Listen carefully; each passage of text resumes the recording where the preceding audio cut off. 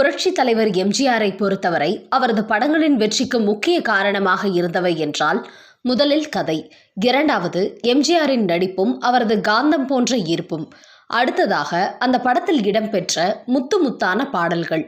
அதனாலேயே புரட்சி தலைவர் எம்ஜிஆர் தனது படங்களில் பாடல்களில் மிகுந்த கவனம் செலுத்துவார். அதற்கேற்றாற்போல ஒரு காலகட்டத்தில் கவிஞர் கண்ணதாசன் எம்ஜிஆருடன் இணைந்து காலத்தால் அழியாத பல பாடல்களை எழுதி கொடுத்தார். ஒரு கட்டத்தில் கண்ணதாசன் சிவாஜி உள்ளிட்ட மற்றவர்கள் படங்களிலும் எழுதுவதால் பிஸியாக மாறினார். இன்னொரு பக்கம் கண்ணதாசனுக்கும் எம்ஜிஆருக்கும் இடையில் கொஞ்சம் கருத்து வேறுபாடும் ஏற்பட்டது. இதனால் அவருக்கு பதிலாக இன்னொரு பாடலாசிரியரை தனக்கு பக்கபலமாக உருவாக்க நினைத்த எம்ஜிஆர் அந்த நேரத்தில் வளர்ந்து வந்த கவிஞர் வாலியை தன் பக்கம் திருப்பினார். வாலியும் இந்த வாய்ப்புக்காகவே காத்திருந்தவர் போல சூப்பரான பாடல்களை எழுதி எம்ஜிஆரை மட்டுமல்ல அவரது ரசிகர்களையும் மகிழ்வித்தார். இப்போது பல பாடல்களை கேட்டால் இது கண்ணதாசன் எழுதியதா வாலி எழுதியதா என்கிற சந்தேகம் பலருக்கு உண்டு.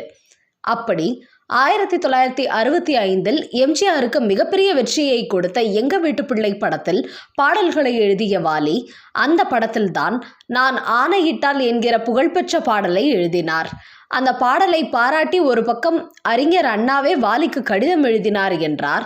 இன்னொரு பக்கம் அந்த படத்தில் இடம்பெற்ற குமரி பெண்ணின் உள்ளத்திலே குடியிருக்க நான் வரவேண்டும் என்கிற பாடலுக்கு இளம் ரசிகை ஒருவரும் வாலியை பாராட்டி கடிதம் எழுதியிருந்தார். அதன் பிறகு வாலி கதை எழுதி நடைபெற்ற லவ் லெட்டர் என்கிற நாடகத்தில் அந்த பெண் ரசிகையும் நடித்து வந்தார்.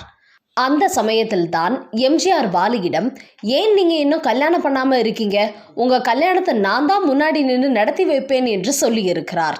அதற்கு, அண்ணா உங்ககிட்ட சொல்லாமலா நான் கல்யாணம் பண்ணிக்க போறேன் என வாலியும் ரொம்பவே பவ்யமாக எம்ஜிஆருக்கு பதிலளித்துள்ளார். ஆனால் அந்த சமயத்தில் என்ன நடந்தது தெரியுமா? தன்னுடைய நாடகத்தில் நடிக்க வந்த அந்த இளம் பெண் ரசிகையுடன் வாலிக்கு காதல் ஏற்பட்டு ஒரு கட்டத்தில் நாடகம் நடத்துவதை நிறுத்திவிட்டு திருமணத்திற்கு தயாராகிவிட்டார் வாலி. எம்ஜிஆர் எப்போது கல்யாணம் பற்றி கேட்டாரோ அப்போதே வாலி கல்யாணத்துக்கு தயாராகி இருந்தார். ஆனால் சரியாக அதன் பிறகு 10வது நாளில் தான் காதலித்த பெண்ணை திருப்பதிக்கு அழைத்து கொண்டு சென்று அங்கே சில நண்பர்கள் உதவியுடன் திருமணமும் செய்து கொண்டார். வாலியின் இந்த காதல் மற்றும் திருமண விஷயம் எதுவுமே எம்ஜிஆருக்கு தெரியாது. வாலியின் திருமணம் முடிந்தது என்கிற செய்தியை மாலை வெளியாகும் பேப்பரில் பார்த்துதான் தெரிந்து கொண்ட எம்ஜிஆருக்கு மிகப்பெரிய அதிர்ச்சி.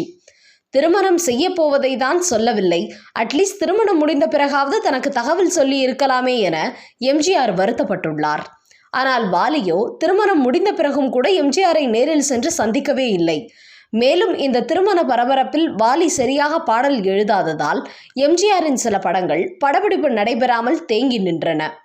இப்போது வாலிக்கு பதிலாக வேறு யாரையாவது எழுத வைக்கலாம் என எம்ஜிஆர் யோசித்த போது சில விநியோகஸ்தர்கள், தயாரிப்பாளர்கள் வாலியின் பாடல் இருந்தால் பிசினஸுக்கு நன்றாக இருக்கும் என சொல்லி அவரது எண்ணத்தை தடுக்கின்றனர். வேறு வழியின்றி சரி அவரிடமே பாடலை வாங்குங்கள் என்று அரைமனதாக எம்ஜிஆர் கூறிவிட்டார். அப்போது எம்ஜிஆரின் ஒரு படத்திற்கு வாலி ஒரு பாடல் எழுதி கொடுக்கிறார்.